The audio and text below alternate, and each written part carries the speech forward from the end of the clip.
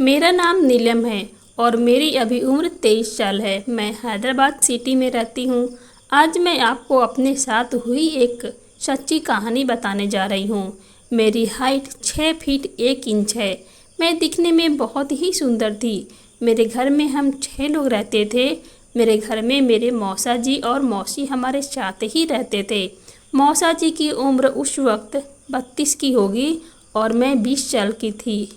मौसा जी दिखने में बहुत ही सीधे लगते थे, लेकिन उनकी असलियत एक दिन मेरे ही सामने खुली। तो दोस्तों, कहानी में आगे बढ़ने से पहले वीडियो को लाइक और चैनल को सब्सक्राइब जरूर करें। दोस्तों, मैं उस समय जवानी की दहलीज पर थी। रोज़ मेरे मौसा मुझे बहुत घूर घूर कर देख रहे थे। मैं उस वक्त बीकॉम फर्स्ट ईयर की पढ़ाई कर रही थी। मैं कॉलेज की सबसे खूबसूरत लड़की थी। इस बात पर मुझे कॉलेज में अवार्ड भी मिला था। तब से मुझे लड़के बहुत फ्रेंड रिक्वेस्ट भेज रहे थे और बात करने का प्रयास करते थे। मुझे दिन में लगभग 3-4 प्रपोज तो ऐसे ही आ जाते थे। तभी मैं सबको इंतज़ार करती थी और इंटर आईडी पर बहुत एसएमएस भेजने लगे थे और बहुत प्रपोज भी आते थे। फिर एक मेरी फ्रेंड स्वीटी ने मुझसे पूछा, तू किसी को हाथ क्यों नहीं बोल देती हो? इतने प्रपोज तो आते हैं तुझे और मुझे देखो, कोई लाइक नहीं करता है, एक प्रपोज नहीं आता है। तभी मुझे स्वीटी की बात सुनकर मुझे ऐसा लगा कि स्वीटी सही बोल रही है। उधर घर में मेरे मौसा रोज़ मुझे गलत नज़र से ही देखते हैं। तो एक दिन सुबह जल्दी कॉलेज गई। कॉलेज को खुलने को और 1 घंटा टाइम था।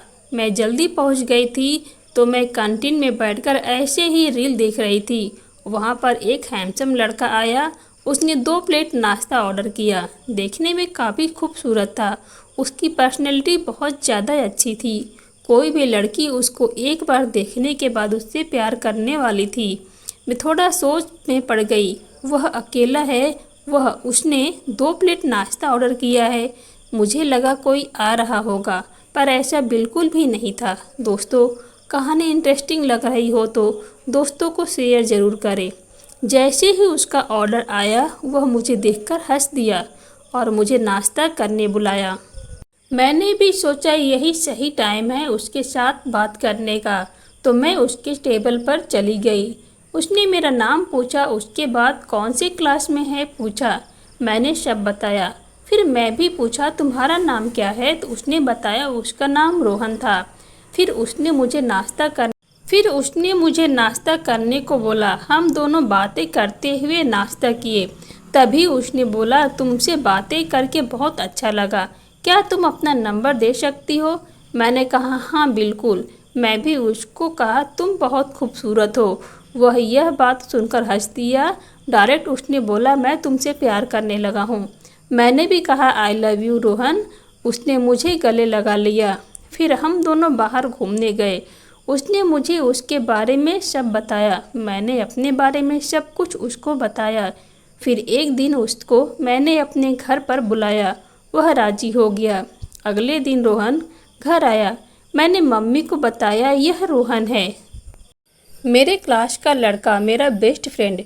फिर मम्मी ने उसके साथ बातें की। फिर उधर से मौसा जी आए।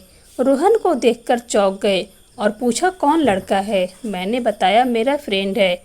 वह मुझे देखकर गुस्सा करने लगे और वहाँ से चले गए, क्योंकि मौसा को बिल्कुल भी मेरा किसी से बात करना पसंद नहीं था। कोई मेरे लाइफ में आ जाए, मौसा जी मुझको प्यार करते थे। बाद में मम्मी ने खाना खिलाया। रोहन खाना खाकर चला गया। मम्मी को रोहन के साथ बातें करके अच्छा लगा। मम्मी भी तारीफ कर रही थी। जब रात को मैं अपने कमरे में सोने जा रही थी, तभी मौसा जी मेरे कमरे में मेरा इंतज़ार कर रहे थे। मैंने जैसे ही दरवाज़ा ओपन किया, मैंने मौसा जी को देखकर पूरी तरह शॉक हो गई। मौसा जी ऐसे मेरे कमरे में बिना पूछे आते नहीं थे। मैं उनको देखकर थोड़ी डर भी गई थी। मौसा जी ने मुझे दरवाज़ा बंद करने को कहा और पूछा, क्या रिलेशन है तुम्हारा उस लड़के के साथ? मैं पूरी तरह से डर गई थी। सिर्फ रोहन मेरा फ्रेंड है, जैसा आप सोच रहे हैं वैसा कुछ भी नहीं है। फिर मौसा ने मुझे पकड़ लिया और बोला, ऐसा कुछ भी रिलेशन देखा तो देख लेना। यह धमकी देकर मौसा कमरे से बाहर चले गए। मैं अगले दिन रोहन को यह सब बात बता दी। रोहन काफ़ी गुस्सा हो गया था। उसके बाद मौसा जी मुझको बड़े ध्यान से देखा करते थे। मैं कहाँ जाती, कहाँ कितने बजे जाती, कितने बजे आती, मुझ पर बहुत नज़र रखने लगे थे। एक बार मैं कॉलेज से वापस आई। मैंने शर्ट के नीचे कुछ भी नहीं पहनी थी। मैंने मौसा जी को मेरे को घूरते हुए देखा।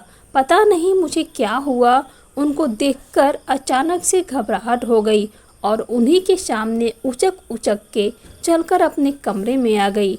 मौसा जी को ऐसा लग गया कि उसने कुछ गड़बड़ की है।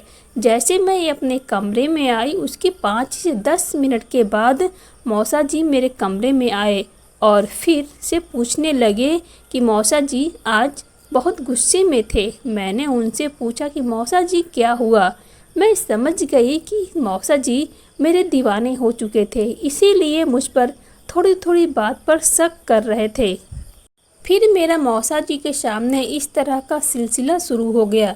मुझे जब भी मौका मिलता मौसा जी के सामने कुछ न कुछ मैं नाटक करने लगी। उनको ऐसा लगे कि इसने कुछ गड़बड़ की है। मौसा जी के साथ ऐसे ही मेरा मजाक का सिलसिला चलता रहा, लेकिन बेचारे कुछ नहीं कर पाते। फिर एक दिन मैंने डिसाइड किया कि इसे दूसरे लेवल तक पहुंचाने का स्टेज आ गई है। एक दिन मौसा जी और मैं टीवी रूम में अकेले ही थे और मैं सोफे पर लेटी हुई थी और मैं रजाई रखी थी। मौसा जी भी इस सोफे पर मेरे पैरों के पास बैठकर टीवी देख रहे थे। फिर मैंने सोचा मौका सही है। मौसा जी का पूरा ध्यान टीवी में था। तभी मैं बेड से उतरकर निकल गई और चेयर उठाकर उसे मेरे जगह पर रख दी। फिर मैं मौसा जी को कहा कि मौसा जी क्या देख रहे हो। मौसा जी ने कहा मैं टीवी देख रहा हूँ। दिख नहीं रहा क्या? मैंने कहा क्या टीवी देख रहे हो? मैं साइड में हूँ, अभी तुम मुझको नहीं देख रहे हो, जैसे तुम मुझे रोज़ घूरते हो। यह बात सुनकर मौसा जी ने टीवी बंद कर दिया और मेरे ऊपर सो गए। तभी उनको लगा कि यहाँ तो कोई नहीं है। फिर मैं लाइट जलाई और सब मम्मी को दिखा दिया और बोला ऐसी नीयत है मम्मी इनकी।